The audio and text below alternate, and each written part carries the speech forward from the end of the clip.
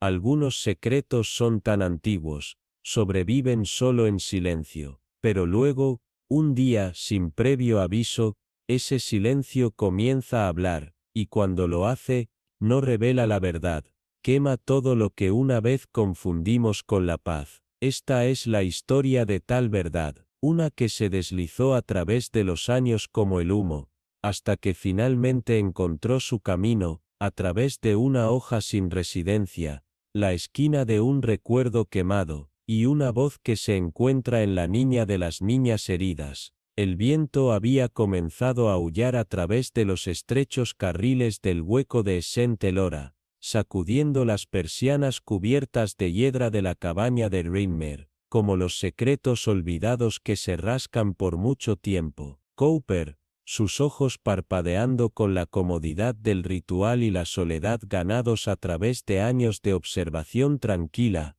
miraba en silencio. La lluvia azotó las ventanas en sábanas diagonales, borrando el mundo exterior en una acuarela oscura, de setos y una lámpara rota. El pueblo, más allá en un silencio tan completo, que parecía que ningún problema podría llegar tan lejos. Esa ilusión fue destrozada rápidamente por un golpe, afilado, urgente y completamente fuera de lugar. A las 10:10, la señorita Thistlecroft, siempre sospechosa de lo inesperado, miró el reloj, con un ceño fruncido en las esquinas de su boca. Los visitantes a esta hora rara vez fueron portadores de buenas noticias. Se movió hacia la puerta con la lenta determinación de alguien para quien la prisa había sido abandonada durante mucho tiempo, y cuando la abrió, a solo una pulgada al principio, se encontró con la figura pálida y temblorosa de una mujer joven. Su abrigo empapado goteaba un ritmo constante en la puerta. Yo,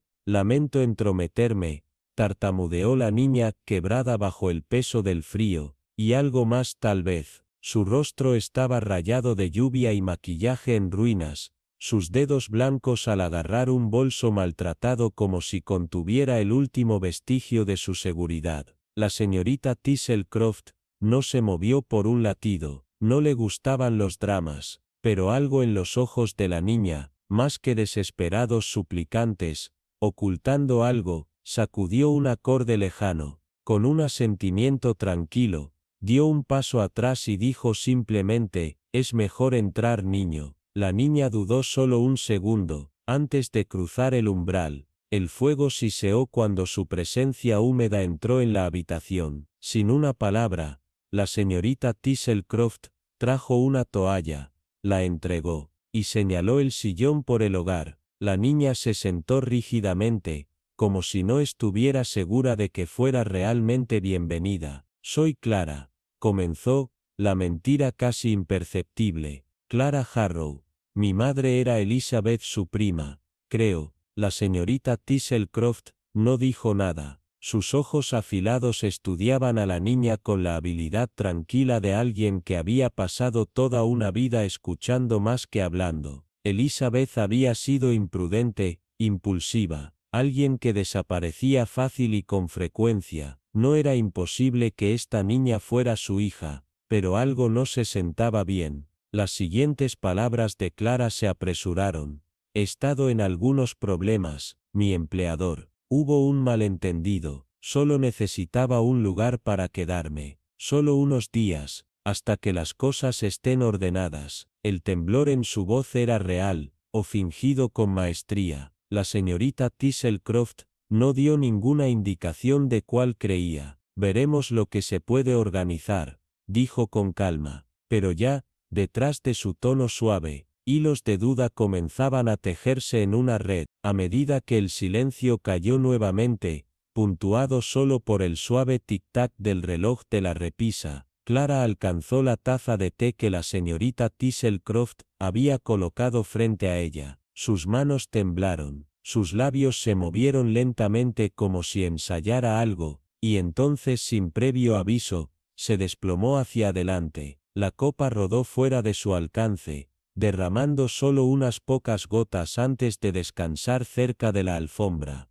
La señorita Thistlecroft se levantó de inmediato, tranquila pero alerta, y se movió al lado de la niña, aunque apenas. Su piel, húmeda, su pulso frágil, como un susurro atrapado en una corriente. Sin inmutarse, la señorita Thistlecroft llamó a su ama de llaves y pidió al doctor Ellery, no urgente, pero inmediato, instruyó, su voz sin espacio para el debate. Cuando Clara fue llevada a la habitación de invitados arriba, la señorita Thistlecroft regresó a su silla, pero su libro permaneció intacto. Se sentó mirando el fuego, sus pensamientos tan afilados como el viento afuera, sabiendo muy bien que el peligro rara vez golpeaba con cortesía, y cuando lo hacía, casi nunca llegaba solo. El cielo sobre Elmerich sangraba en un anochecer tormentoso, nubes hinchadas de lluvia aún sin derramarse, cuando Eleanor Finch salió de la cabina y se paró ante las puertas de hierro de Greystone House, una estructura alta y melancólica, envuelta en hiedra y silencio. Sus ventanas miraban como ojos demasiado cansados para parpadear. Llevaba consigo una maleta modesta, desgastada por el clima, pero estaba claro, por la rigidez de su columna y la cuidadosa quietud en su mirada, que lo que fuera que traía, iba mucho más allá de las posesiones. La señora Calde, la ama mayor de la finca, la saludó con una calidez tocada por precaución instintiva. Había ofrecido habitaciones a viajeros antes, pero había algo en esta chica, demasiado preparada para sus años, demasiado practicada en su cortesía. Despertaba una inquietud silenciosa. Eleanor habló con la claridad de alguien educado, sin embargo, su historia era la de una empleada de envío de una pequeña ciudad portuaria, intrascendente, escasa en detalles, como si su historia hubiera sido doblada y alisada tantas veces, que ya no tenía pliegues. Desvió preguntas con una especie de malabarismo, sonreía lo suficiente para parecer abierta, pero nunca revelaba lo que yacía bajo la superficie. La señora Calder notó las ausencias, la familia nunca nombrada, las ubicaciones descritas vagamente, las historias demasiado pulidas como para haber crecido de forma orgánica. En la segunda noche, mientras ajustaba el dial de la radio en la sala polvorienta, la señora Calder alcanzó detrás del cojín del asiento, y encontró un cuaderno delgado, cuero negro, las esquinas, suavizadas por la edad,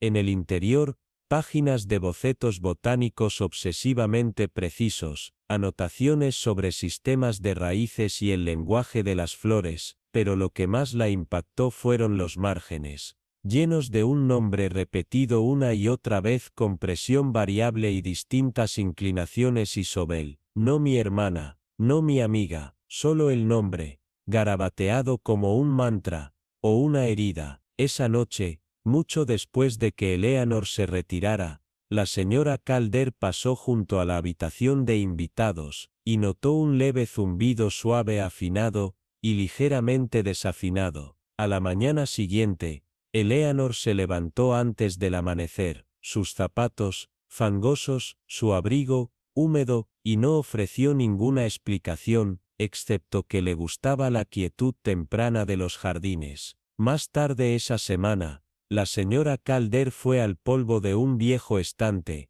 en el antiguo estudio de su esposo, y encontró el espacio donde una fotografía enmarcada había quedado ahora desnuda. Solo la marca de polvo permanecía, con bordes afilados y limpios. En su lugar, escondido en la esquina, había una sola violeta presionada, quebradiza y débilmente fragante, inconfundiblemente deliberada. Y cuando le entregó a Eleanor su té esa noche, vio que la manga de la niña se deslizó hacia atrás muy ligeramente, para revelar una cicatriz en su muñeca, delgada, vieja pero precisa, como algo tallado con cuidado, no descuidadamente. Ella no dijo nada. Eleanor sonrió, y pidió más azúcar. Desde ese momento, algo cambió. Los movimientos de la niña se volvieron más ligeros, casi flotantes, pero sus ojos se mantuvieron distantes, como si vieran algo justo detrás de la cortina del presente. Comenzó a ofrecer ayuda con las tareas del hogar,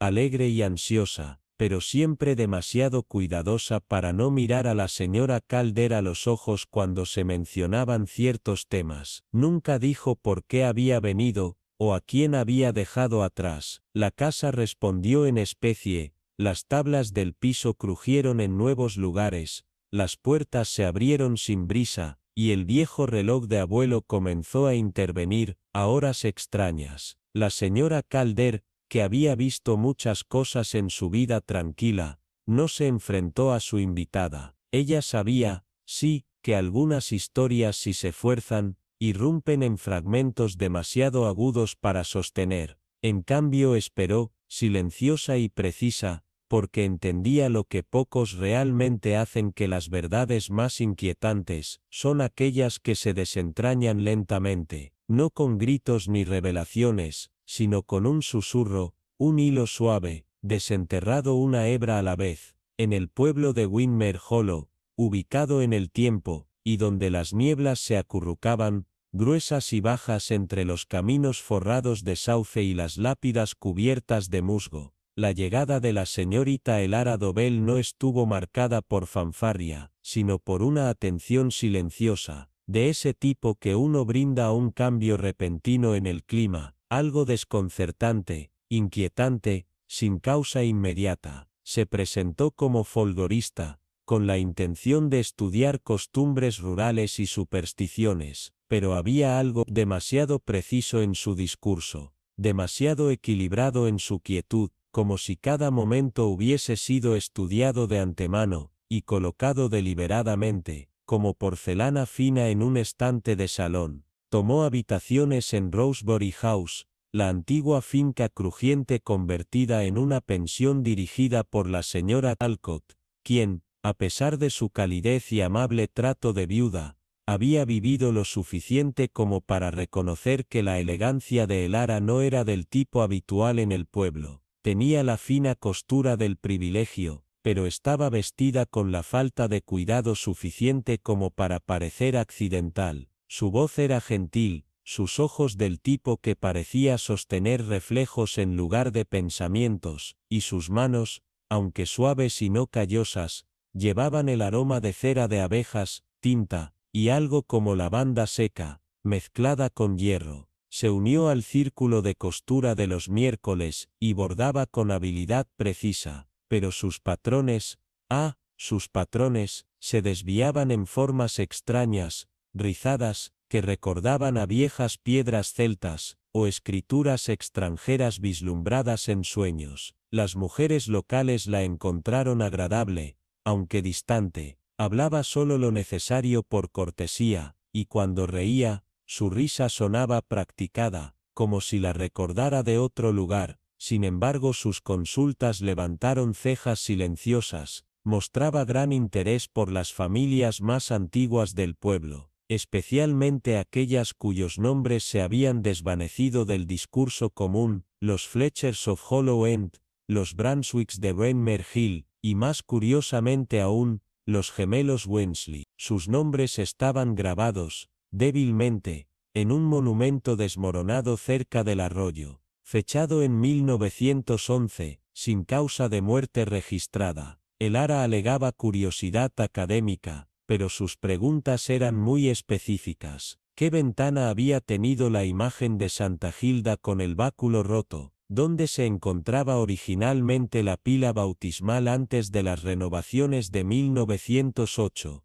¿Qué casas permanecieron intactas desde la guerra? Su memoria era asombrosa cuando se lo proponía. Citaba versos de himnarios del siglo XVIII, y la redacción exacta de un ritual agrícola en un almanaque de 1792, pero si le preguntaban cosas simples como cuántos hermanos tenía, o dónde en Devon creció, sus respuestas se volvían vagas, difusas, como si estuvieran obsesionadas por la niebla. Caminaba descalza por el jardín de noche, siempre después de la medianoche, tarareando canciones de cuna en un idioma que nadie podía ubicar. La señora Alcott encontró una vez un círculo de piedras cerca del viejo tejo, y un paquete de hierbas secas atadas con cuerda negra, escondido detrás de la campana de la casa. Elara dijo que era un encanto protector, una tradición rural que recogió en Gales, pero cuando la señora Alcott lo investigó, no existía tal encanto, al menos, no uno que protegiera. Más preocupante aún, el gato de la casa siseó durante 3 noches seguidas, frente a la puerta cerrada de Elara, y se negó a volver a entrar en la habitación. En la biblioteca, el señor Fenwick notó que varios registros de tierras antiguas y mapas de entierros desaparecieron de sus estantes poco después de la visita de Elara. Cuando se le preguntó, ella sonrió con una calma sin esfuerzo, y citó una línea de Plinio sobre nombres perdidos y raíces antiguas, pero nunca negó directamente haberlos tocado. Fue la hija del panadero quien afirmó haber visto a Elara, agachada en el cementerio al amanecer, susurrando a la tumba de alguien olvidado. Sus dedos cepillaban el musgo, como si leyeran algo debajo, y fue el vicario quien notó que el cofre de hierro en la capilla, cerrado desde la guerra, se había movido muy ligeramente, el polvo a su alrededor, interrumpido, pero nadie la confrontó directamente. Era como si el pueblo en su antigua sabiduría supiera que no debía desafiar lo que no podía nombrar. La señorita Elara Dobell permanecía como un misterio, tejido suavemente en los ritmos diarios, como una puntada caída en un tapiz elegante, pero fuera de lugar, desapercibida por la mayoría, pero vergonzosamente presente para quienes miraban de cerca. Y la señorita Marjorie Alcott, quien había sobrevivido a la traición, a los bombardeos y al entierro, observaba en silencio. Sus ojos, más agudos de lo que la mayoría suponía, no hablaba de sus sospechas, pero comenzó a encender una vela, cada noche, en la ventana, como su abuela solía hacer, no para dar la bienvenida a alguien a casa, sino para evitar que algo más entrara. No fueron las pequeñas inconsistencias en las declaraciones de Eleanor Blackwell lo que llamó la atención de la señorita Harriet Vale, sino la forma en que reaccionaba a ellas, el débil endurecimiento alrededor de sus ojos, la pausa de un latido demasiado larga, como si su mente reorganizara rápidamente una historia, no para inventar una mentira, sino para oscurecer una verdad que ya no quería recordar, en su forma original. Días después, Eleanor se encontró con el señor Oswin Trent, el meticuloso archivero de la ciudad, fuera de la oficina local de periódicos, un hombre conocido por su rígida puntualidad, sus dedos manchados de tinta, y un extraño recuerdo para nombres grabados en libros de nacimiento, y avisos de muerte por igual. Cuando se presentó, el señor Trent la saludó con una cortesía clínica, una reserva destinada a los extraños que, en su opinión, poco probable era que importaran. No creo que nos hayamos conocido, dijo, con voz plana, extendiendo una mano. Eleanor dudó en tomarla, solo por un momento, antes de ofrecer una sonrisa mecánica y encontrar su agarre con un toque que temblaba, casi imperceptiblemente. La mayoría lo habría pasado por alto, pero la señorita Vale no, tampoco se perdió el breve parpadeo en los ojos del señor Trent, un reconocimiento enterrado rápidamente bajo la formalidad, como si hubiera vislumbrado algo en su rostro que no pertenecía. Más tarde, Eleanor descartó la tensión con una risa débil, murmurando que los archiveros y sus registros siempre la desconectaban. La señorita Vale respondió solo con un zumbido tranquilo, porque, en su experiencia, los nervios no surgían del miedo a los hechos, sino del recuerdo de ellos. Esa noche, fue la joven Featherstone de Lily, quien vio algo extraño mientras recogía flores cerca del seto del cementerio. Eleanor se agachaba detrás de la pared trasera de la capilla, deslizando lo que parecían páginas escritas a mano en una pequeña caja de lata veteada de pétalos secos, y la encendió. Al principio no vio a Lily, pero cuando lo hizo, su reacción fue aguda y entró en pánico, arrebatando la caja y estampando el suelo, murmurando algo sobre borradores inútiles, poemas tontos y viejos, pero Lily, curiosa como siempre, había visto el nombre Iris escrito en la parte superior de una página, en una caligrafía demasiado elegante para el verso casual. Más tarde, esta historia, como lo hacen todas las cosas en Elderwick, se abrió paso de Lily a su tía, de la tía al bebida Boule, al beborendo, y finalmente, como una carta bien plegada entregada por el destino, en la sala de estar de la señorita Vale. Nombres, pensó, son como fantasmas, regresan precisamente cuando has intentado enterrarlos. A la mañana siguiente, llegaron noticias sombrías a través de la señora Edwina Clutch, sin aliento y pálida, quien apareció en la puerta del salón de té justo después de que la campana marcara las 10. Su voz se rompió mientras jadeaba, Beatrice Elwell, en su invernadero, sin respirar. La señorita Vale no saltó, ni lloró. En cambio, colocó con calma su cuchara junto al platillo, y se levantó con la tranquila certeza de una mujer que ya sabía qué camino tomaría ese día. La señorita Elwell, una antigua institutriz de soledad digna, siempre había sido un accesorio de restricción y perfume de lavanda, respetada, si rara vez amada. Curiosamente, se había apegado a Eleanor en las últimas semanas invitándola a menudo a té y cuentos de la antigua botánica, y ahora, fue encontrada colapsada en medio de sus orquídeas, con los ojos muy abiertos e invisibles, una mano agarrando el borde de una maceta rota, la otra, extendida, como si alcanzara algo, o a alguien, que no estaba allí. El agente no informó heridas, ni signos de lucha, pero, los pétalos cerca de su mano estaban magullados, y la taza de té junto a su cuerpo, volcada, su contenido se filtraba en el suelo, oscuro y lento. La especulación se encendió al instante, como siempre ocurre en pueblos estrechos,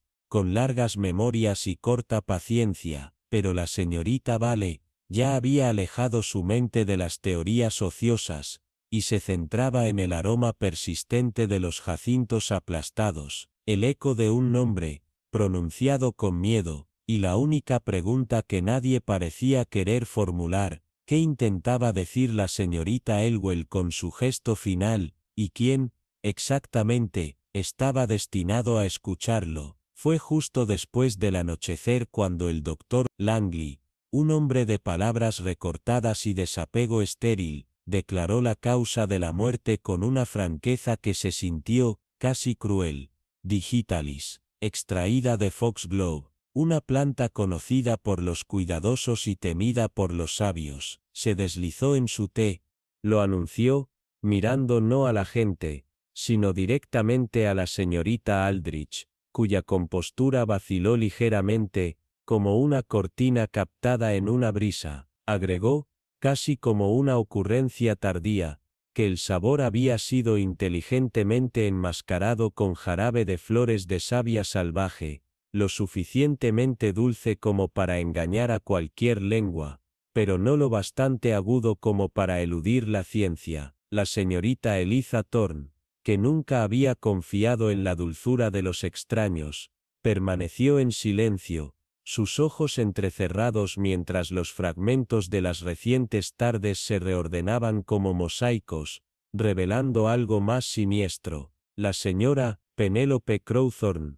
la víctima, una viuda conocida por su jardín inmaculadamente cuidado y sus firmes creencias en la puntualidad y el té negro, no tenía receta para digitalis, ni historial alguno de problemas cardíacos. Su cuerpo fue hallado desplomado junto al banco del jardín, una delicada taza de porcelana, hecha añicos a sus pies, y un platillo azul y blanco aún acunado en una mano rígida. Los aldeanos, al principio atónitos, no tardaron en tejer narrativas. El té había sido preparado por la señorita Aldrich, después de todo, y lo que parecía hospitalidad, ahora tomaba el matiz de algo deliberado. Los susurros florecieron como hongos. Ella insistió en prepararlo ella misma, dijo uno. Había estado preguntando por Foxglove la semana pasada, comentó otro. Cuando el agente la interrogó,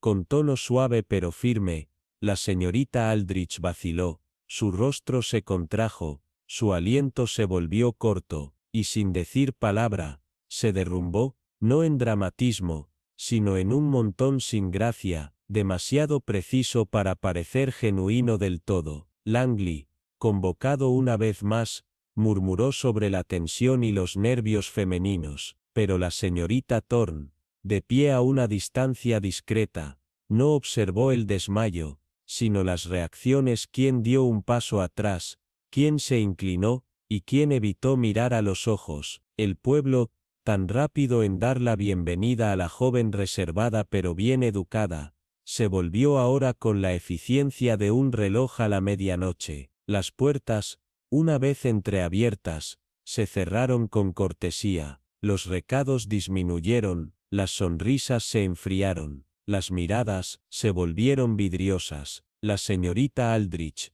no dijo nada en su defensa, permaneció en el interior, rechazó la cena, paseaba sola por el bosque, cuando el crepúsculo la convertía en una silueta. La señorita Thorne, que nunca se entrometía sin causa, se encontró atormentada, no por lo que se había visto, sino por lo que no se había visto. No hubo disputas, ni signos de queja, ninguna razón obvia para un asesinato tan preciso y silencioso. Y eso, pensó, era precisamente lo que lo hacía tan inquietante. El veneno nunca fue personal, fue estratégico, y esto al parecer, había sido ejecutado no por pasión, sino por cálculo. En algún lugar, en el silencio del pueblo, bajo los setos que susurran y dentro de las tranquilas cabañas, con sus cortinas atadas y persianas bajadas, una verdad más profunda se acurrucaba, esperando que alguien no solo se diera cuenta, sino que hiciera la pregunta que nadie más se atrevía a formular: si el té fue el arma,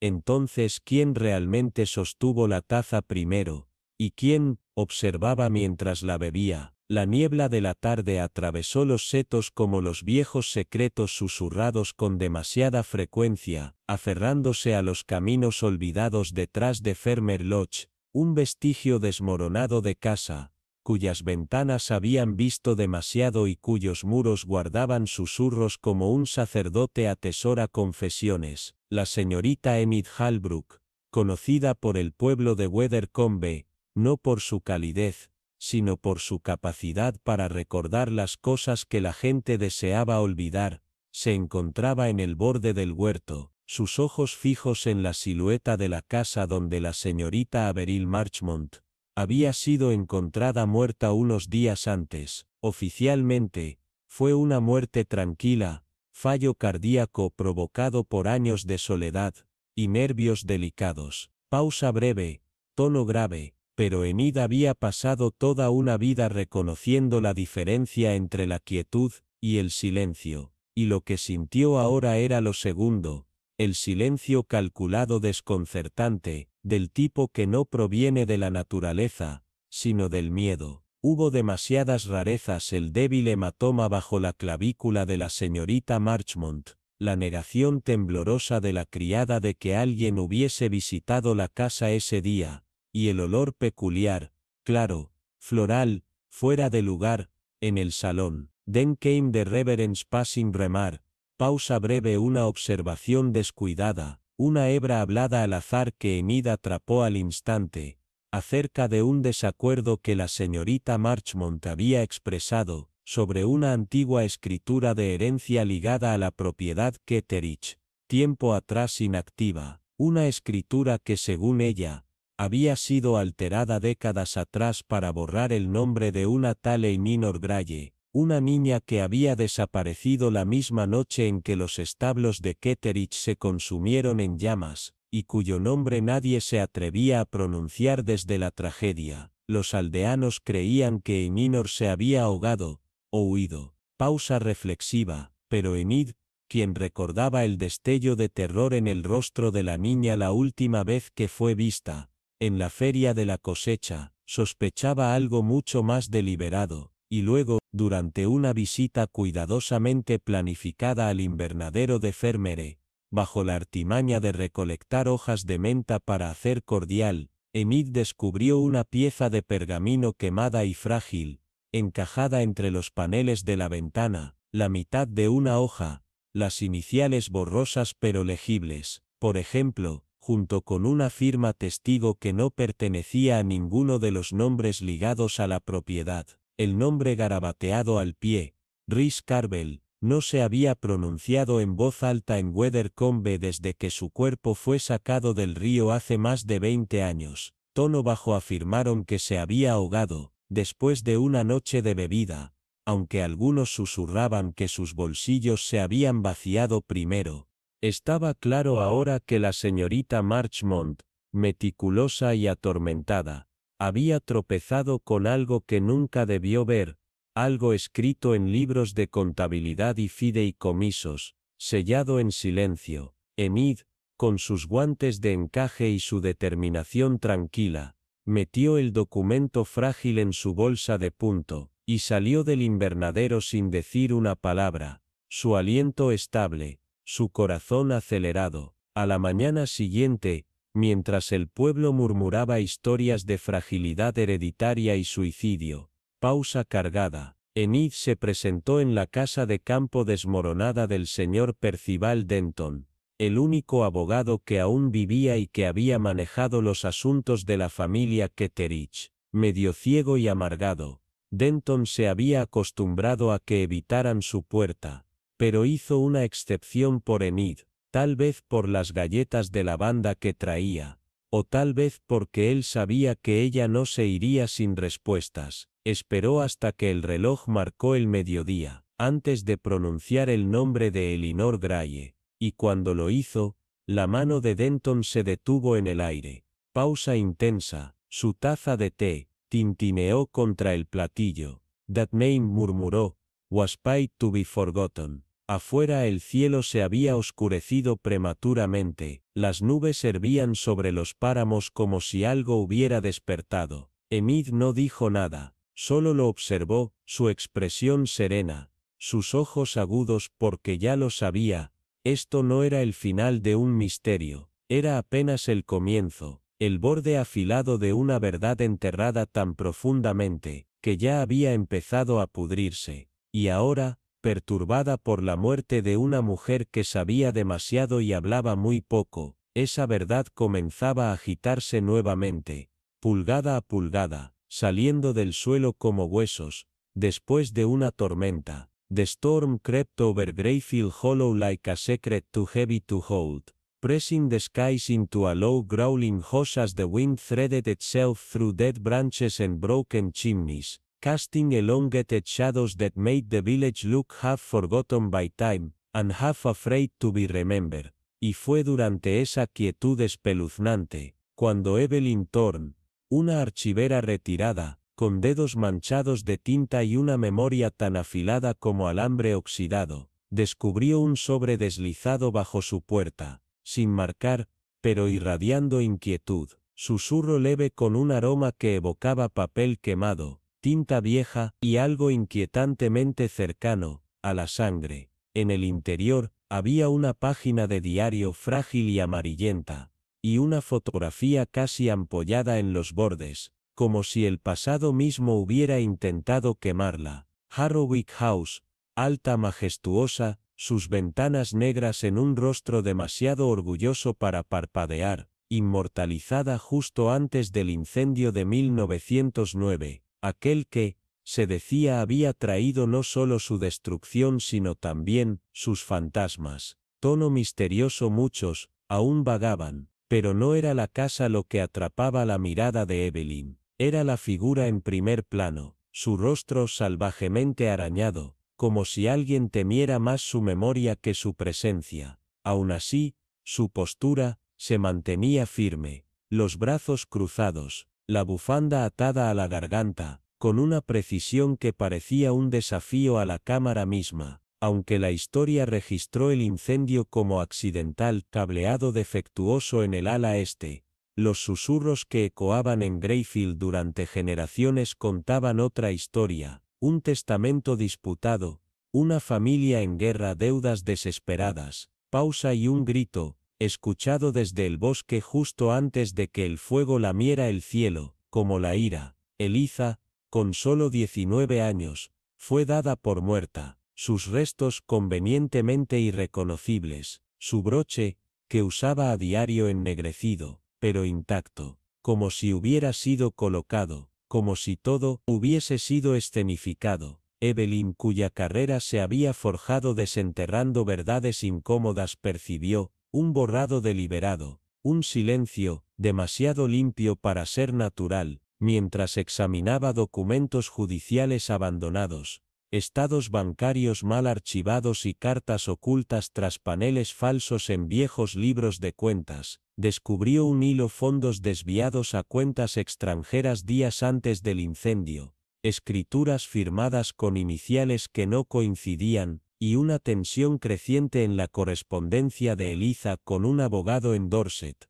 cartas suplicantes que insinuaban traición, miedo, la posibilidad de que su propio hermano, ahogado en deudas y resentimiento por el juego, tuviera motivos para silenciarla permanentemente. Tono aún más bajo, pero el descubrimiento más escalofriante de Evelyn vino en forma de un libro de registro de un refugio femenino en Devon, fechado apenas un año después del incendio, donde una tal Acy Withrow firmó como voluntaria.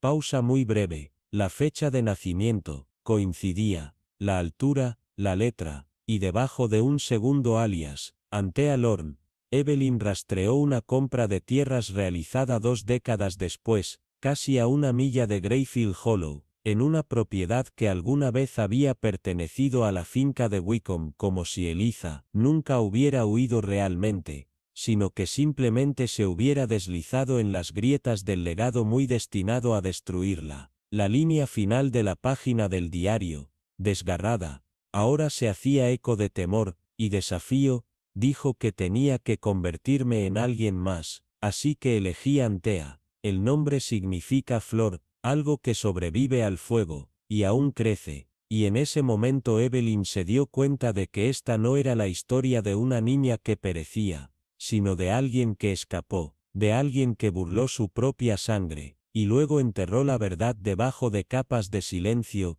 de supervivencia, y de humo.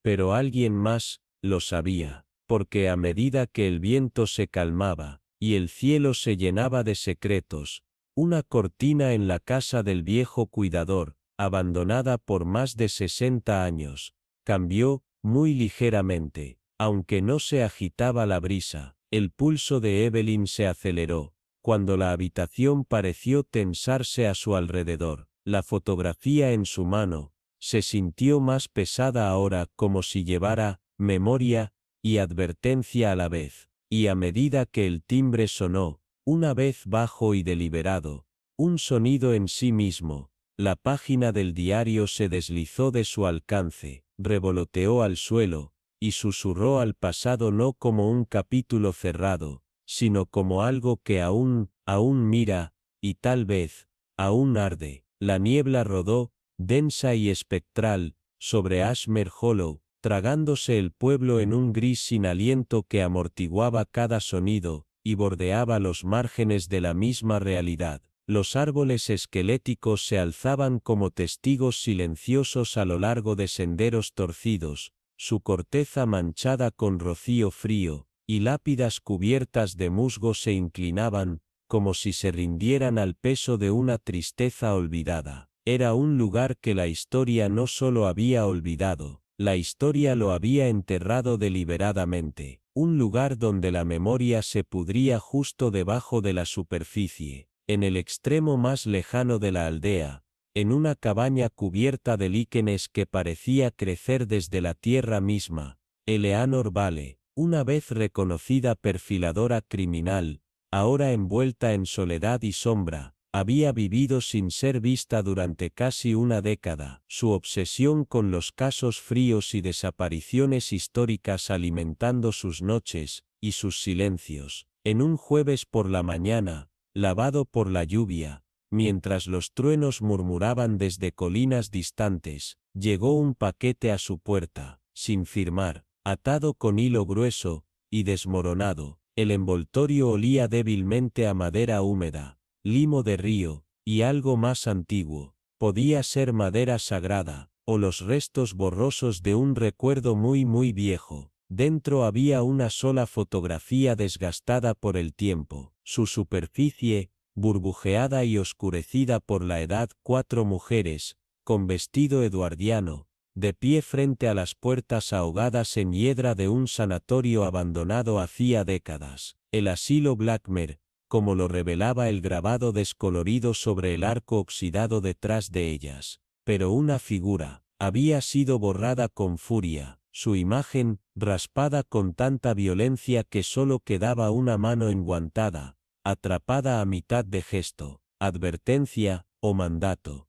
El reverso de la foto no tenía inscripción, salvo una letra en relieve casi invisible, Sur, casi consumida por el moho y el tiempo. Eleanor, intrigada e inquieta, sintió que algo cambiaba profundamente dentro de ella, un tirón que no había sentido desde sus días rastreando monstruos reales. Blackmer no le era familiar, sin registros en los archivos locales, ausente de los mapas oficiales, como si el edificio, y todos los que alguna vez estuvieron dentro, hubieran sido extirpados de la memoria colectiva. Su búsqueda comenzó en las esquinas silenciosas, hojas amarillentas que se desmoronaban bajo sus dedos, listas del asilo, misteriosas, anotaciones crípticas e incompletas en registros parroquiales que no hablaban de medicina, sino de profecía, y luego, enterradas debajo de un piso falso en la cripta del pueblo, las encontró,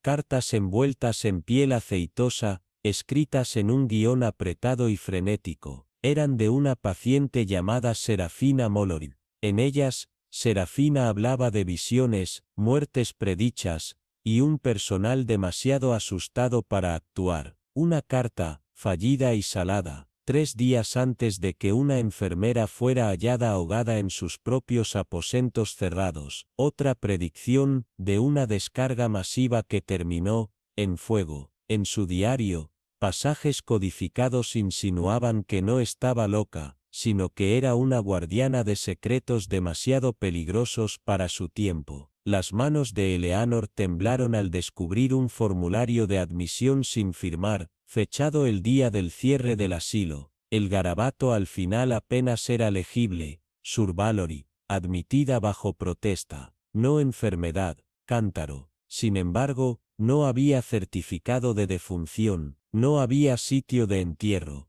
ninguna entrada en el censo más allá de 1913, Serafina Molloy simplemente había desaparecido, y mientras Eleanor profundizaba, se dio cuenta de que no estaba sola en su búsqueda. Sus notas aparecían reorganizadas cada noche, ciertas páginas ausentes y luego devueltas en otro orden. Alguien había estado dentro de su casa, en el archivo de la ciudad, un anciano bibliotecario, que nunca había hablado con ella antes, deslizó una nota dentro de la columna vertebral de un libro sin relación. Pregunta por la 5ª mujer, nunca estuvo en la foto. Ella la tomó. Eleanor se congeló. Esa noche, colocó la foto bajo la ampliación, y la vio, un reflejo en el panel de vidrio de la puerta del asilo, una astilla del rostro de una mujer, ojos entrecerrados, no hacia la lente, sino hacia la mujer que ahora había sido borrada de la imagen. Quien tomó la foto, había estado presente, deliberada, invisible. Esa foto, no era memoria, era vigilancia. Una tormenta agitó el cielo cuando Eleanor regresó a casa, para encontrar huellas fangosas en su puerta, que no llevaban a ninguna parte, y un sobre encajado bajo el marco, sellado con cera. El símbolo era el mismo que el del diario de Serafina, un reloj de arena, roto. En el interior, en papel deformado por la humedad y el tiempo, había solo 7 palabras escalofriantes. Te has acercado demasiado, Eleanor. Deja que los muertos descansen. pero los muertos ya estaban despiertos. Esa noche el bosque detrás de su casa se agitó, las ramas no se balancearon, se inclinaron, y a través de los árboles vislumbró un parpadeo pálido, como luz de luna, con piel humana, una mujer descalza, con un vestido andrajoso de asilo, el cabello pegado al rostro, la boca moviéndose sin sonido,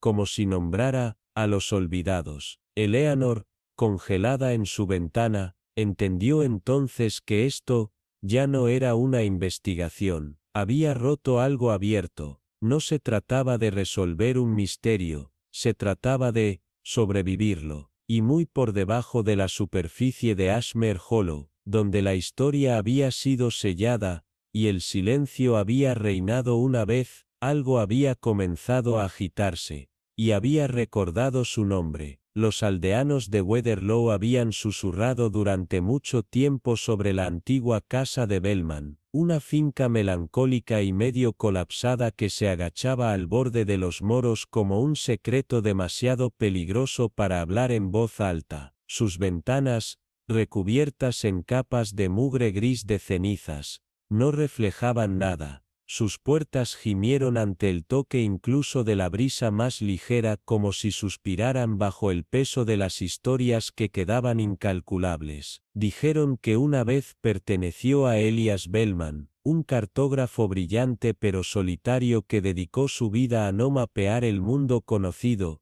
sino los espacios intermedios, los corredores tranquilos entre el pensamiento y la sombra, entre la historia y los lugares a los que tenía demasiado miedo. Venía en 1894, dejando atrás un sótano cerrado, un ático lleno de revistas perforadas con tinta, y un par de guantes clavados en la puerta del sótano, sus dedos extendidos y rizados como si se hubieran resistido a quedarse atrás. Durante décadas, la casa permaneció intacta, hasta que, un amanecer con tormenta, la señorita Cordelia Hardwell, una institutriz recién llegada de Northbridge para tutor de la sobrina huérfana del vicario, fue encontrada apartada justo más allá del umbral de la puerta de Bellman, inconsciente y con abundantes páginas de un resumen de un marco que olía débilmente a algo más antiguo, como la tinta antigua y el aliento de tiempos olvidados. Sus palmas estaban crudas,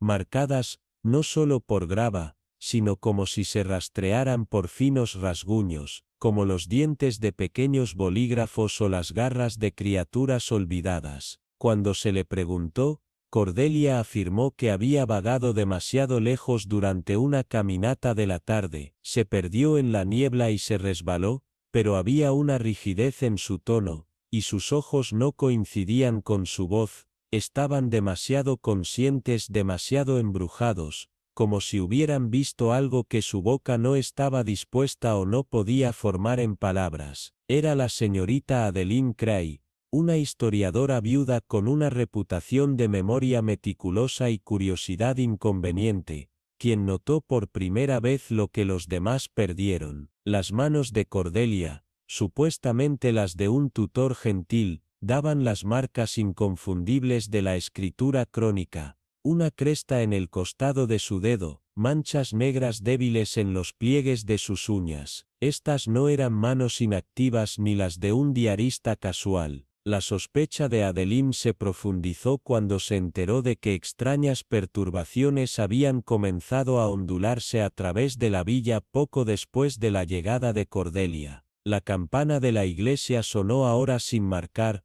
cuando nadie había entrado en el campanario. Se descubrieron páginas de himnarios alterados, algunos que contenían versos en un dialecto desconocido, otros llenos de símbolos fuertemente heridos en lugar de palabras. Los niños murmuraron fragmentos de canciones de cuna que nadie les había enseñado, siempre en el mismo tono, siempre mirando ligeramente sobre su hombro cuando hablaban. Pero fue durante un té tranquilo con la esposa del vicario, la señora Weatherby, que Adeline escuchó algo que convirtió su sospecha en un temor creciente. Pidió prestados 2 de los viejos libros de himnos, mencionó la señora Weatherby distraídamente, revolviendo su té con elegancia distraída. Dijo que quería practicar lecturas, pero ahora no puedo encontrarlos en ningún lado. Tal vez los haya perdido. Adeline no dijo nada, pero esa noche caminó hacia la capilla,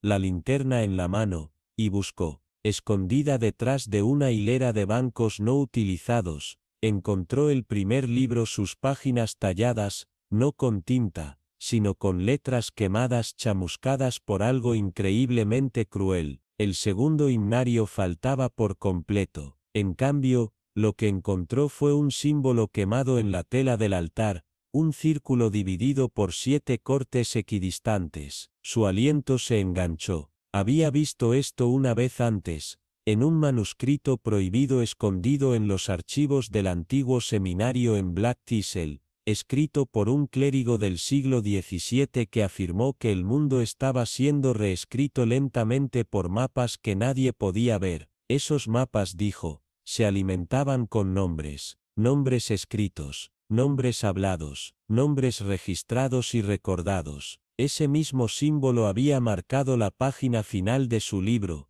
bien antes de que desapareciera, dejando solo sangre en la última pluma que jamás haya tenido. Fue la semana siguiente cuando Cordelia confesó, no con drama, sino con el frío dolor de alguien que sabía que la verdad había dejado de importar hace mucho tiempo. Ella había venido a Wetherlo bajo falsas pretensiones, no para enseñar, sino para investigar. Una vez había sido una académica en el Bellman Institute, una orden subterránea de cartógrafos que creían que algunos mapas nunca estaban destinados a ser leídos, solo protegidos. Bellman House era el sitio final, donde se creía que el último de los 7 códices de eco originales estaba oculto. Cordelia lo había encontrado, y en su arrogancia, ella lo había abierto. Le mostró a Adeline la cicatriz a través de su palma, no por una lesión, sino ritual, una herida hecha durante la lectura del primer pasaje. El libro había girado desde entonces, ahora se escribía a sí mismo, sus páginas se actualizaban en tiempo real, y los nombres que incluía nunca se repetían. Al final de la entrada más reciente, Cordelia Hardwell, grabado, atado, esperando la transcripción. Debajo de él en tinta desconocida, Adeline Cray, entrada pendiente. Adeline regresó a casa sacudida, solo para encontrar su ventana de estudio abierta, aunque la había dejado bloqueada. En su escritorio se sentaba un sobresellado, su cera impresa con una brújula rota, la marca de los cartógrafos desaparecidos. En el interior, un trozo de vitela escrito en una tinta que brillaba cuando se mantenía a la luz de las velas. Algunos libros escriben el mundo, otros escriben al lector. El último mapa de Bellman no es de lugar, sino de tiempo, y ya te está leyendo. Mientras leía la última palabra, la linterna al lado de ella parpadeaba violentamente. En su reflejo, su espejo no mostró su rostro, sino una habitación sombreada bordeada de estantes, y una figura levantó lentamente una pluma, como si se preparara para dibujar su contorno. En algún lugar del pueblo, la campana volvió a sonar 3 campanadas huecas. Medianoche, y desde la dirección de Bellman House, a través de la niebla delgada, llegó el débil sonido de las páginas girando. La pálida luz de la tarde sangraba a través de las cortinas de encaje pasadas por el tiempo de Ash Grove Inn, lanzando sombras temblorosas a través de las crujientes tablas de piso como fragmentos de viejos recuerdos que se abren camino desde el olvido. Eleanor Vane se quedó en silencio ante el espejo moteado, su reflejo ligeramente distorsionado, no por la edad, sino como si el vidrio mismo rechazara su presencia, negándose a anclarla en el presente. En el pueblo, había sido un fantasma envuelto en cortesía, su sonrisa demasiado medida, sus ojos demasiado callados, su voz llevaba la cadencia de alguien que se había entrenado para olvidar. Durante días no había hecho preguntas ni ofrecido respuestas, pero la quietud a su alrededor tenía una densidad, una gravedad, el tipo que hace que las aves caigan en silencio y los relojes funcionen más lentamente. Plegado cuidadosamente en su tocador yacía una bufanda de seda bordada con un motivo antiguo e inquietante, un ojo singular, llamado por símbolos desgastados que pulsaba con una curiosa incomodidad, como si verlo demasiado tiempo pudiera agitar algo olvidado. Esa noche, cuando el sueño eludió a la señorita Eloise Granger, una archivera que envejecía, cuya intuición no se había opacado con el tiempo, deambuló por el pasillo, y se detuvo fuera de la habitación de Eleanor, dibujada por un parpadeo de la luz de las velas y el ritmo rítmico y cadencioso, no destinado a las orejas. Lo que escuchó no era oración ni poesía, era más antiguo, más crudo, un canto con sílabas formadas para que se ajustaran a través de grietas en el mundo. A la mañana siguiente, Eleanor había desaparecido, sin dejar equipaje, sin huellas, sin despedida, solo un aroma agudo de cedro, la ventana abierta y un cuaderno de cuero dejado abierto en el alféizar. Sus páginas revoloteaban como alas, llenas de nombres, cientos y cientos escritos en dos manos distintas. Uno fue cuidadoso,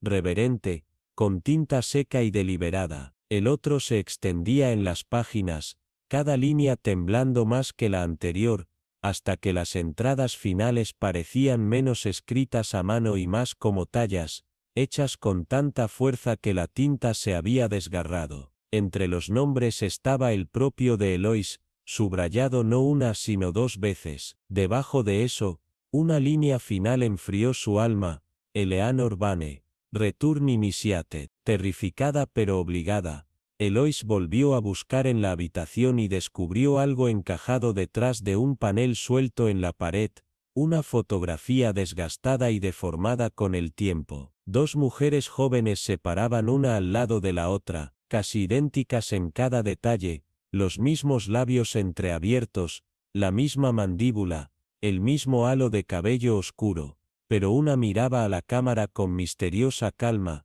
mientras que la otra miraba hacia otro lado, su expresión atrapada entre miedo y advertencia. Ambas llevaban la misma bufanda. En la parte posterior de la foto, con tinta desvaída, alguien había escrito: el recipiente siempre regresa. Después de ese día, el pueblo comenzó a sentirse mal. La campana de la capilla, intacta y larga en desuso, comenzó a sonar exactamente a las 3:07 a pesar de su mecanismo roto. Las letras comenzaron a aparecer en el buzón bloqueado del jefe de correos, cartas dirigidas a nombres que nadie había pronunciado en décadas, y Eloise, en miradas fugaces y reflejos en cristales, comenzó a ver a Eleanor, o una versión de ella, en lugares donde nadie debería estar, bajo la tenue luz de faroles, a través de las calles, mirando a través de ventanas de lluvia, silenciosa, paciente,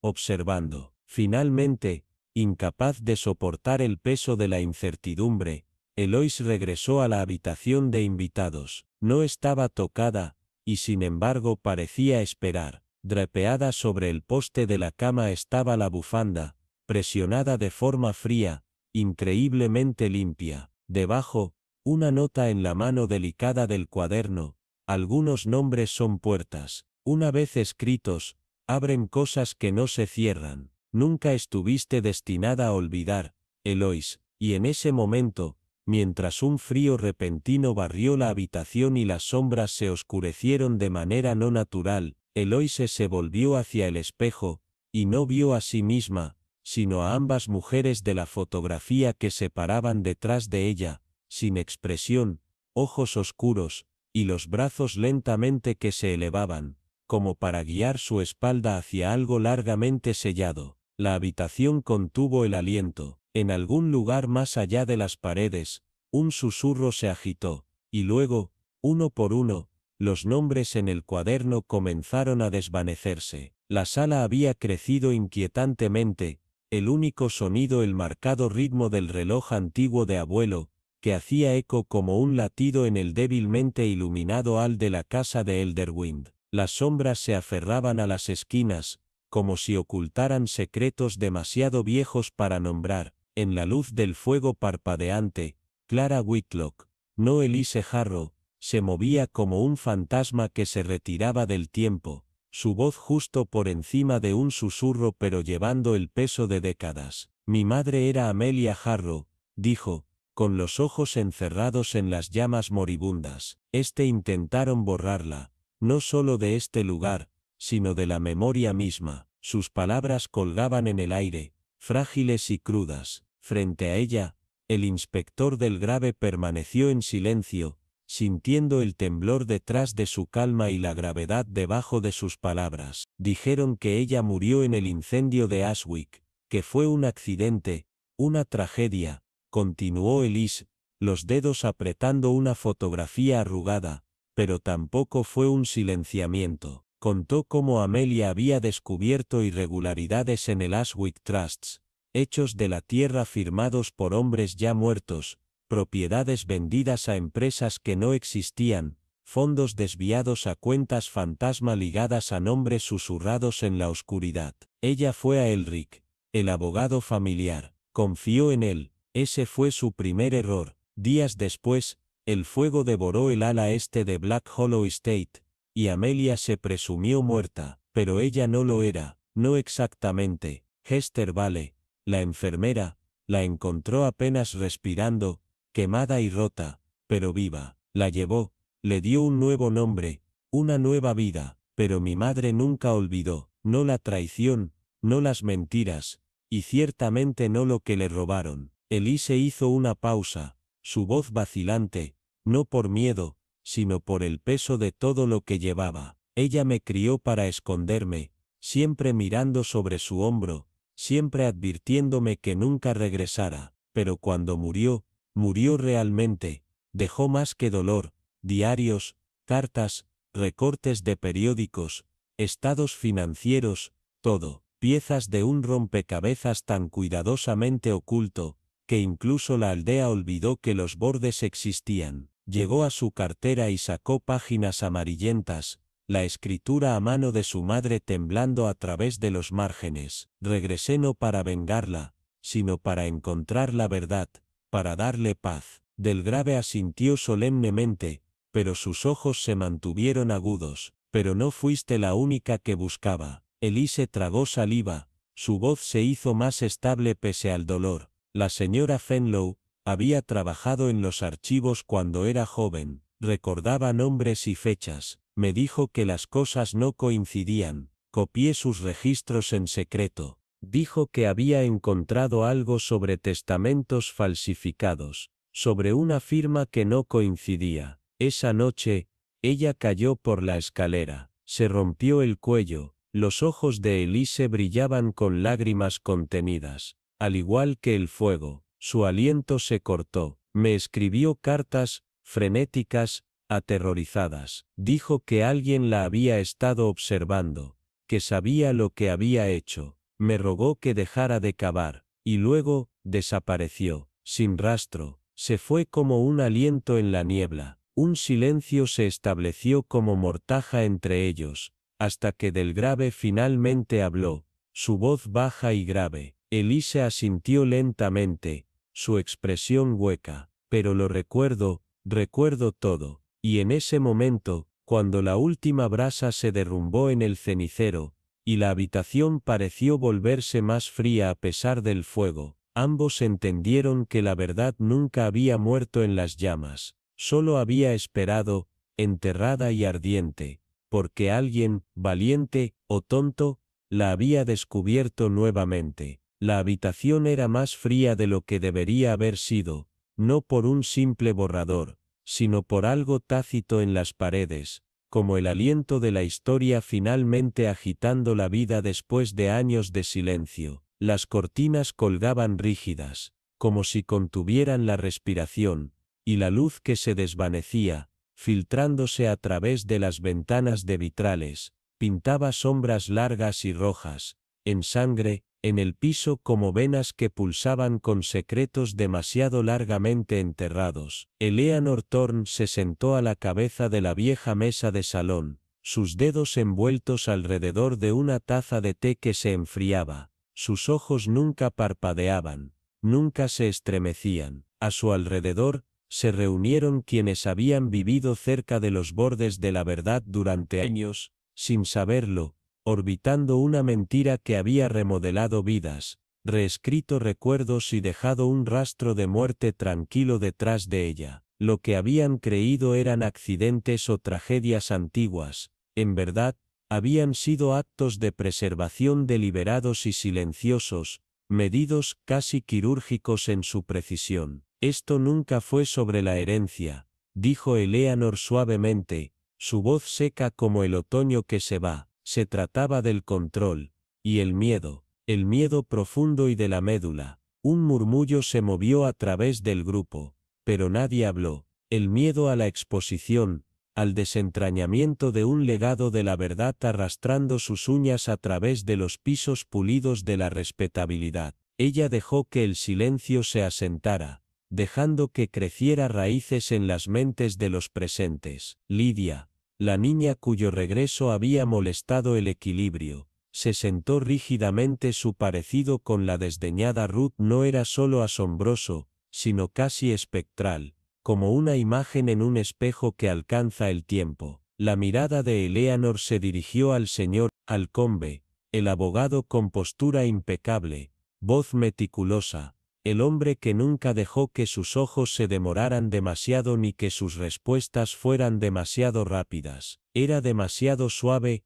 demasiado distante. Hay una especie de hombre, continuó Eleanor, la voz ahora más íntima, que preferiría matar que ser desenmascarado, no por odio, sino por temor. Temen que la mentira que usan como un traje de armadura pueda romperse, y lo que se filtre no sea sangre sino vergüenza. Se puso de pie, y el susurro de sus faldas fue el único sonido en la habitación, como hojas secas susurrando la tormenta. Edith murió por ver lo que no estaba destinado a ser encontrado. Thomas, por escuchar lo que no estaba destinado a ser escuchado. Y Ruth desapareció porque llevaba la verdad antes de que alguna vez tuviera un nombre. El aliento de Lidia se enganchó, y Eleanor lo atrapó, lo notó. Dijiste que un hombre solía visitar, siempre en guantes, siempre en silencio. Lidia asintió, las lágrimas rebosantes pero sin derramarse. Llegó a mi madre una vez al año,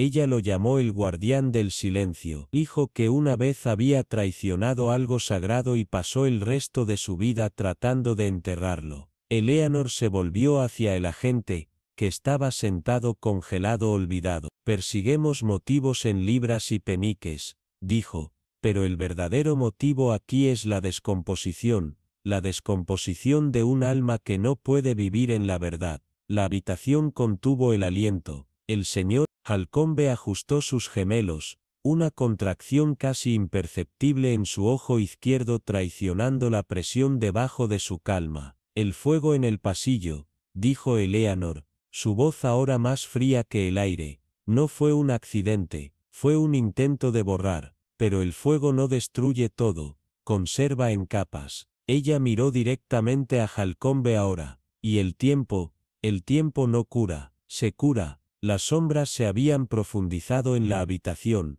y el tic-tac del reloj del manto sonaba ahora como una cuenta regresiva. No te llamé aquí para el té, dijo finalmente, te llamé aquí para dejar que el pasado hablara. Y cuando el viento comenzó a surgir afuera, sacudiendo los paneles como dedos desde más allá, la verdad, decaída susurrada, medio enterrada, finalmente comenzó a abrirse camino hacia la superficie, arrastrando detrás de sí la ruina de un hombre que había construido su vida no sobre la justicia, sino en el silencio. El fuego, comenzó Evelyn Thorne, su voz baja y deliberada, cada palabra deslizándose a través de la habitación ahogada de tensión como un partido arrastrado sobre piedra. Nunca fue el accidente que los informes tan convenientemente reclamaban.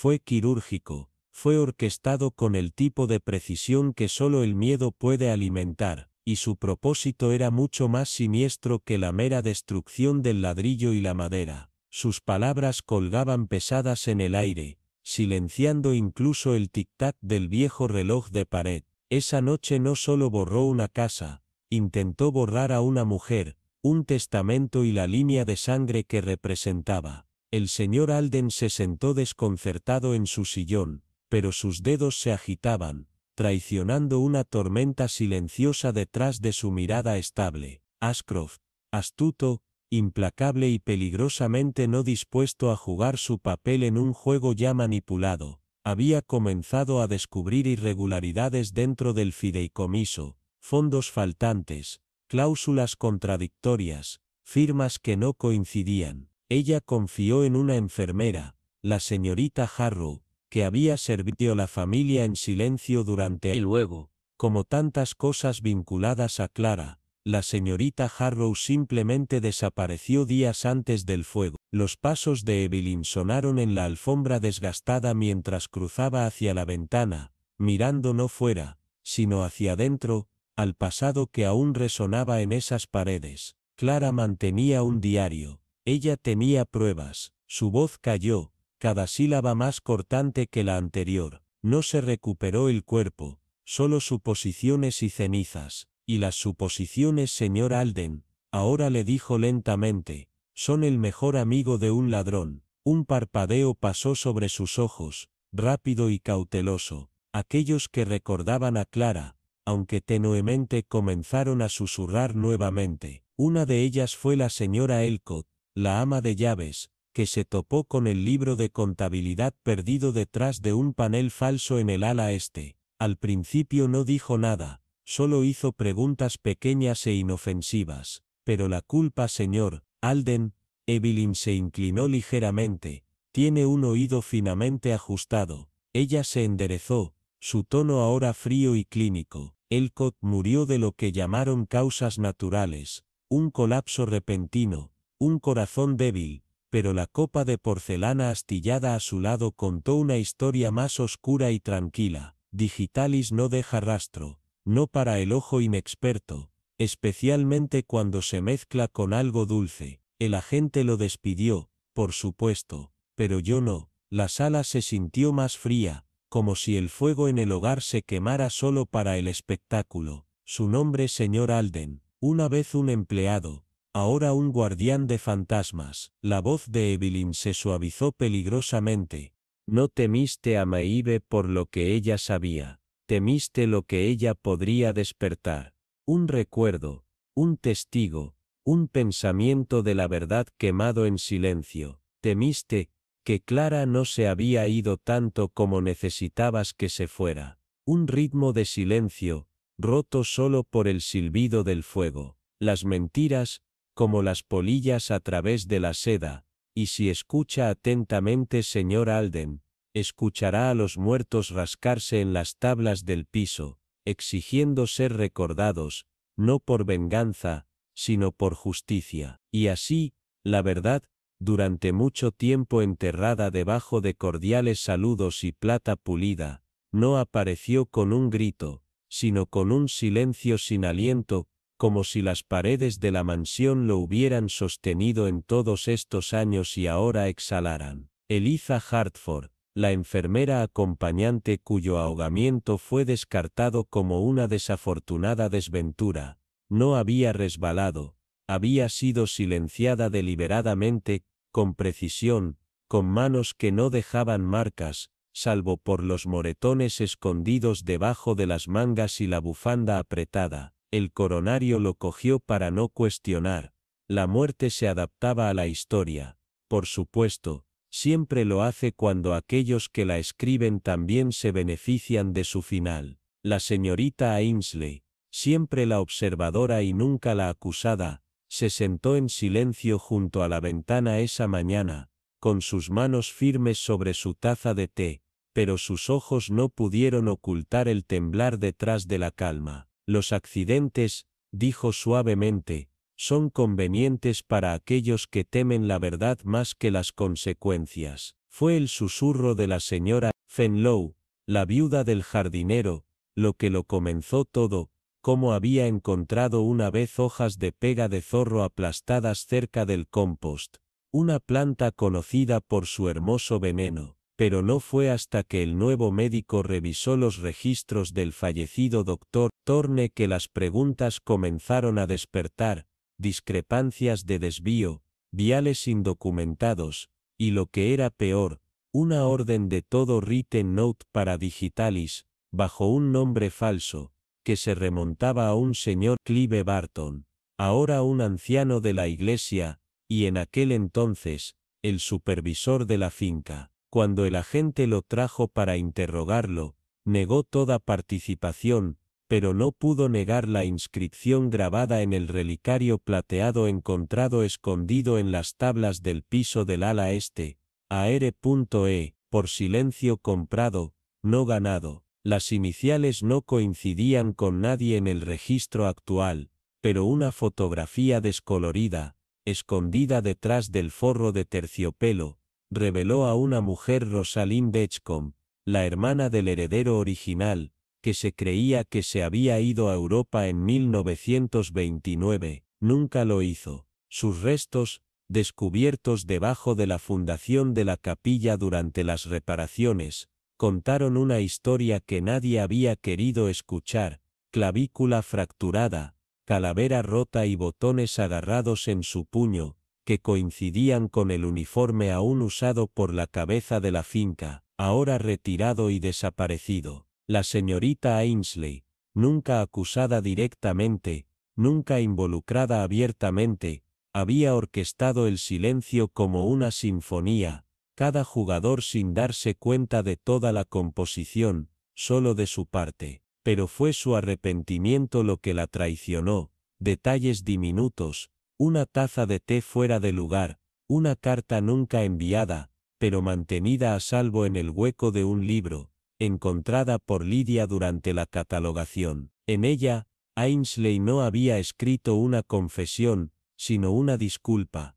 Solo tenía la intención de proteger a la familia de la ruina, no convertirme en su ruina. La habitación, pesada con el aliento contenido, escuchó cada palabra cuando la señorita Ainsley se puso de pie y, sin resistencia, entregó una llave desgastada envuelta en un pañuelo de lino. Encontrarás el resto debajo del hogar de la biblioteca oeste, dijo simplemente. El agente, grave pero inmóvil, le tomó suavemente el brazo como si fuera una reliquia, y con su salida, no fue la culpa lo que se demoró, sino el silencio, ese tipo que sigue solo después de que una verdad demasiado larga finalmente encuentra su voz, no a través de la confrontación, sino de la revelación. La justicia no llegó en puestos o en titulares, sino en la quietud que sigue a una tormenta, cuando todo lo que se rompió se pone al descubierto, y nada, vuelve a ser lo mismo. La casa de Bramble Lane, una vez espectadora tranquila de los secretos tácitos del pueblo, ahora estaba en una quietud tan profunda que se sentía casi sagrada. Sus paredes manchadas de hiedra parecían suspirar en un alivio tranquilo, la vieja luz del porche se balanceaba suavemente, como un péndulo desvanecido entre lo que estaba oculto y lo que finalmente había llegado a la luz. En el interior, el aire era pesado, no con polvo, sino con el residuo de la verdad que se enredaba en las cortinas, atrapada entre las tablas del piso, que hacía eco débilmente en el tintineo de cucharaditas y el crujido de escaleras envejecidas. Eliza permaneció unos días después de los eventos, después de las preguntas que se habían hecho, después de que los velos se habían levantado y las máscaras se rompieron, no porque tuviera que hacerlo, sino porque necesitaba sentir los bordes de su propio aliento, para sentarse quieta después y preguntarse si el silencio que ahora escuchaba era realmente silencio, o simplemente la ausencia de mentiras. Sus ojos se demoraban más en todo, los retratos familiares torcidos, la puerta cubierta de vegetación donde los niños una vez ataban cintas en primavera, la chimenea donde se habían hablado tantas palabras en medias verdades y evasiones educadas. Ella hablaba poco, pero no por miedo, su silencio no era un retiro, sino un reflejo constante, como si su mente estuviera organizando cuidadosamente los fragmentos dispersos de su propia identidad. Y luego, una mañana, justo antes de que el amanecer besara los tejados, empacó una sola maleta, no apresuradamente, sino con una cierta finalidad, y le puso su abrigo sobre el brazo, como alguien que entendía que la partida no era un escape, sino evolución. Dejó una sola nota, colocada en silencio en la taza de té azul de la señorita Hargrove, la misma de la que una vez se había negado a beber, temiendo veneno donde ahora veía claridad. La nota solo decía: gracias, por no rechazar. Nadie la vio irse, no se hicieron preguntas. Algunos afirmaron que había ido a Brighton, otros dijeron que había abordado un tren que se dirigía hacia el norte, persiguiendo los falsos ecos de una madre cuyo nombre había sido borrado hace mucho tiempo de los registros parroquiales, su memoria manchada como tinta que dejó la lluvia. Pero la señorita Hargrove no especuló, sabía que Eliza ya no estaba buscando fantasmas, sino raíces, una versión de sí misma intacta por las sombras de otras personas. El pueblo, siempre ansioso por restaurar su calma superficial, volvió a sus ritmos. El reloj marcó rápidamente las 9, el carnicero afiló sus cuchillas con más vigor de lo habitual, y los sermones del domingo reanudaron su gentil regaño. Pero algo en el aire había cambiado, como una habitación que se abrió después de años de estar cerrada, dejando un nuevo borrador que olía débilmente a cenizas y verdad. Los vecinos hablaban más suavemente al pasar por el carril de la zarza, sus ojos se lanzaban hacia la ventana como si esperaran que parpadeara. La señora Evelyn, por supuesto, fue la más fuerte en sus condenas silenciosas, reclamando que siempre había encontrado algo fuera sobre los sermones del reverendo Miles, especialmente el que trataba de Judas y Grace, predicado solo unos días antes de que se encontrara el libro mayor. Los niños ya no jugaban cerca del estanque donde se descubrieron los zapatos de Alice Quinn, se colocaron demasiado bien, demasiado deliberadamente, mientras que su cuerpo apareció semanas después debajo del viejo puente de piedra, muy abajo. Su diario le faltaba 3 páginas. Durante un tiempo, la campana del tendero se calmó cada vez que la señorita Hargrove entraba, reverberando tal vez culpable, y los chismes que una vez se aferraron a cada poste de lámparas como ropa húmeda comenzaron a secarse y dispersarse. En su soledad, la señorita Hargrove atendió su jardín con suave precisión, como si cada pétalo y espina le recordara a alguien, a Alice, que hizo las preguntas equivocadas con demasiada voz, a Eliza, que preguntó a los correctos en silencio, e incluso a Miles, que creía que los secretos podían enterrarse como el compost, sin crecer raíces. Ya no cuidaba las rosas para la belleza, sino por el significado, sus tijeras haciendo clic al ritmo de la memoria, podando no solo las flores muertas, sino las ilusiones que habían cubierto su propio corazón. Pensó a menudo en cómo la descomposición, aunque desagradable y picante, da paso al suelo más rico. Esa verdad en su forma más cruda, rara vez era bienvenida, pero siempre esencial si algo honesto quería florecer nuevamente. Entonces, una mañana gris, llegó una carta simple, sin adornos, con una letra constante que no tenía toques de duda. La señorita Hargrove la abrió lentamente, dejando que el vapor de su té se acurrucara a su alrededor como una bendición. Eliza escribió desde una ciudad con calles empedradas desiguales, y una biblioteca que olía a papel y paciencia, donde ahora trabajaba con historias de catalogación, dando nombres a las mujeres que una vez fueron reducidas a notas al pie en los árboles genealógicos. Describió la alegría tranquila de encontrar un patrón en tinta, una carta perdida en un libro mayor, la emoción de reconocer la ausencia donde alguien una vez intentó borrar. Hay poder,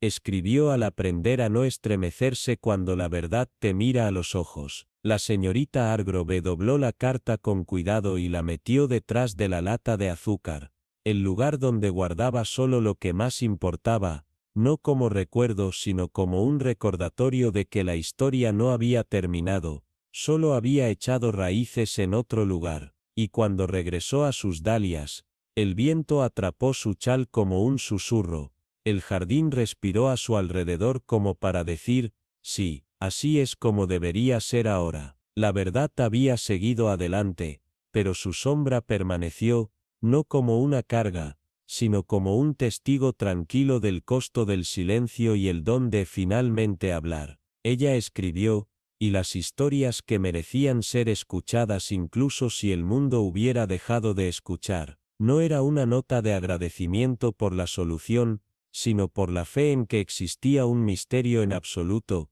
escondido bajo una capa de polvo y olvido deliberado. Dentro de la carta había algo delicado, una pluma lila suave en el tono, su columna se doblaba ligeramente, casi como un gesto de agotamiento. Había estado escondida detrás de un piso suelto en el aviario de Whitmore, ahora nada más que un caparazón de hollín y ceniza, una vez lleno con la canción de canarios y el canto de una madre. Nora afirmó que lo había encontrado mientras barría las ruinas, enterrada debajo de la partitura quemada y las llaves a medias del piano de un niño. Había escrito que era todo lo que quedaba, salvo el recuerdo de la noche en que Eleanor desapareció, un recuerdo que nadie más en la ciudad se atrevió a mantener vivo. La señora Elwood leyó la carta 3 veces, sus dedos recorriendo cada oración como si intentara tocar los años que Nora había perdido en silencio. El reloj del manto sonaba más fuerte ahora,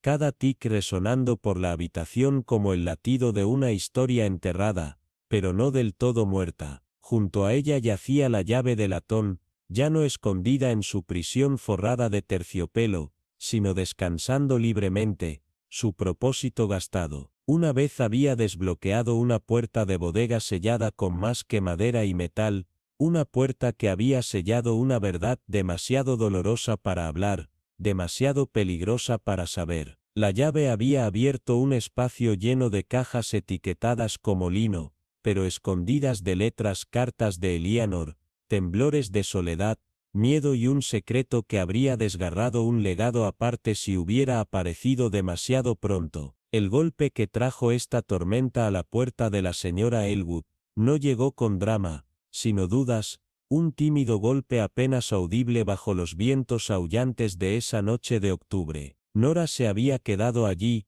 empapada, ojos huecos, sosteniendo una caja de música que no se había atrevido a abrir en 10 años, y ahora, semanas después, todo había cambiado, no con una explosión, no con un escándalo, sino con algo más tranquilo, más pesado, una liberación lenta, como una casa que exhala después de décadas conteniendo la respiración. No fueron los celos ni el dinero lo que impulsaron la desaparición de Eleanor, sino el miedo a la exposición, el miedo al rechazo, el miedo a que una verdad, una vez susurrada, desmoronara la ilusión perfectamente curada de su familia. Había tomado compasión, no solo deducción, para volver a armar el rompecabezas, compasión por una chica que había desaparecido no en las sombras, sino en el silencio. Eleanor no había huido, había sido borrada, su habitación fue repintada,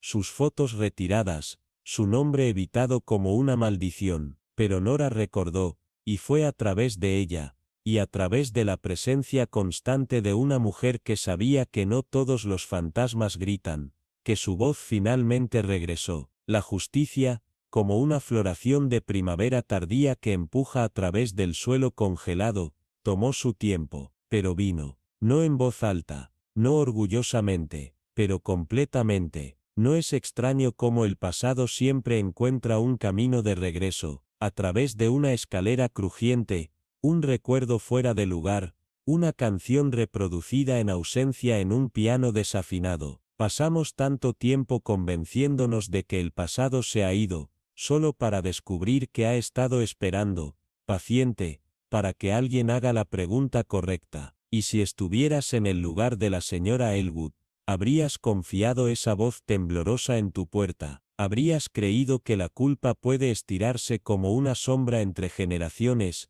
permanecer más tiempo en silencio o superar más fuerte en la memoria. Cuéntanos abajo. Tus pensamientos dan nueva vida a estas historias olvidadas. Y si esto te hizo sentir algo, un parpadeo de tristeza, una oleada de asombro, un escalofrío justo debajo de la piel, suscríbete. Descubrimos historias como esta todas las semanas, misterios envueltos en silencio, empapados en el tiempo y sellados con verdades que el mundo intentó olvidar. Comparte esto con alguien que sepa que los misterios más aterradores no son aquellos con monstruos, sino aquellos con secretos que esconden una sonrisa. Hasta que nos volvamos a encontrar, mantente curioso, mantente abierto y nunca ignores ese golpe tranquilo. Podría ser el pasado, pidiendo ser escuchado.